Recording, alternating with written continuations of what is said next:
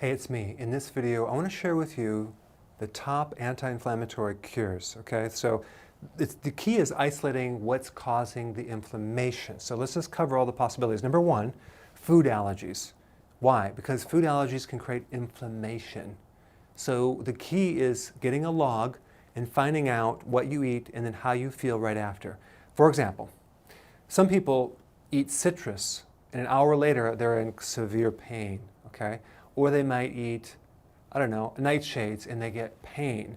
So you want to keep a log and just write down how you feel after everything you eat. And then you just isolate, like when did you start feeling this way? What did you have just before that? With me, the sensitivity that I have that will put me into serious pain is broccoli. Go figure. I love broccoli, but I can't eat it. It tears me up. It used to be lobster. It would just put me in bed, you know? So those are all things that can trigger inflammation. The next thing I want to talk about is hormones. Most of the hormone that controls inflammation is coming from the adrenal gland. The adrenal gland makes this hormone called cortisol, which is anti-inflammatory. So we need cortisol, but not too much and not too little. And if you run out of cortisol, you can end up with all sorts of inflammatory disorders. That's why the doctors give you prednisone. What is prednisone? And cortisol. It's cortisol. It's a hormone.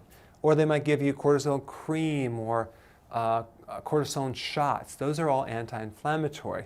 Okay? So that hormone is an adrenal hormone. I have something that I use as a natural cortisone, which is called cortisol support. This basically is great for inflammation. It's great for the person that has arthritis, bursitis, tendinitis, chronic inflammation and pain. This is what this is for, cortisol. So it doesn't have any drugs in it. It's natural, but it supports the gland that makes cortisol. So it's a really good thing for inflammation, okay? So what messes that up in the first place? Stress. So stress events will burn out the adrenal. So that's just one source. Now the next thing is insulin, okay? Insulin, if you have insulin resistance, you're going to have a lot of inflammation in the body. Now what is insulin resistance? It's a pre-diabetic situation where the cells are not allowing the insulin to penetrate, so you don't get the nutrition in the cells.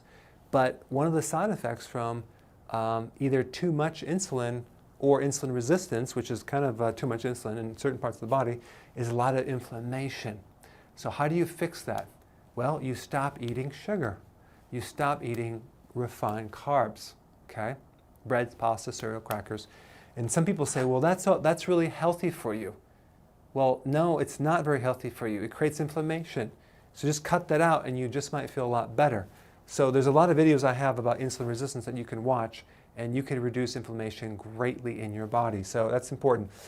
Number three, the gallbladder. Now, this typically occurs when you have right-sided problems. So I have people that have like right-sided, like a finger pain or a toe pain or a knee pain on the right side. Usually that's gallbladder in the liver. When that thing doesn't work, not only will it put pressure on the rest of the organs and kind of affect the nerves on the right side, but all of the anti-inflammatory remedies that are listed, you know, or at the health food store are usually essential fatty acids. Well, guess what it takes to absorb those essential fatty acids? A good gallbladder. So again, I have other videos on gallbladder you can watch on YouTube, but that's one source that you want to look at. And even like fibromyalgia, people that have fibromyalgia, it's usually a gallbladder. And it's interesting because they don't know it. As the patient comes in my clinic, they don't know it's the gallbladder. So what I'll do is I'll rate the fibromyalgia, and then I'll just do a little acupressure in the gallbladder, and then I'll re-rate it, and it's completely gone, and they're just blown away. They don't realize that fibromyalgia is referred from that darn gallbladder, okay? And I might give them gallbladder formula for that as well, but maybe I might just do some acupressure.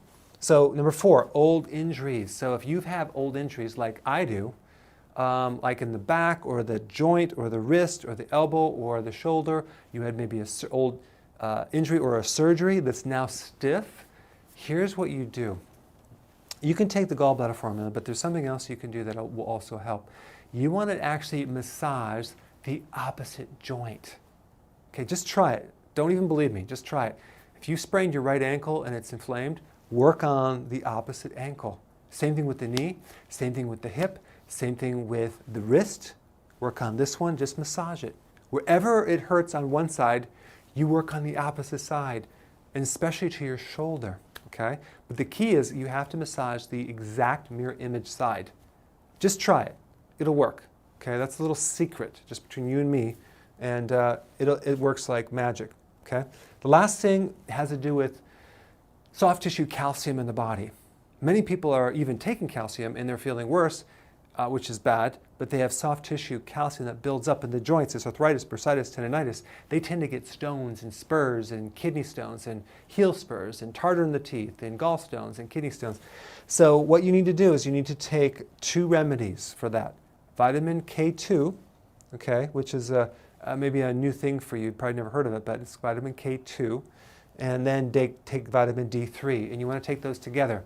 I like to take these in the same ratio. Like if this is 10,000 IUs, I do 100 micrograms per every 10,000 IUs. So like I sell both of these, and I might give 2 of each, 2 K2, 2 D3, and I would take that in the morning with some breakfast, and then take that over a period of time. That slowly gets rid of the soft tissue calcium that could be causing the arthritis that's underneath the inflammation. Okay, so it's a soft tissue calcium. So I just want to kind of expand your idea on inflammation in general, so you can kind of pinpoint what you have a problem with and apply some of this information, and I will see you in the next video.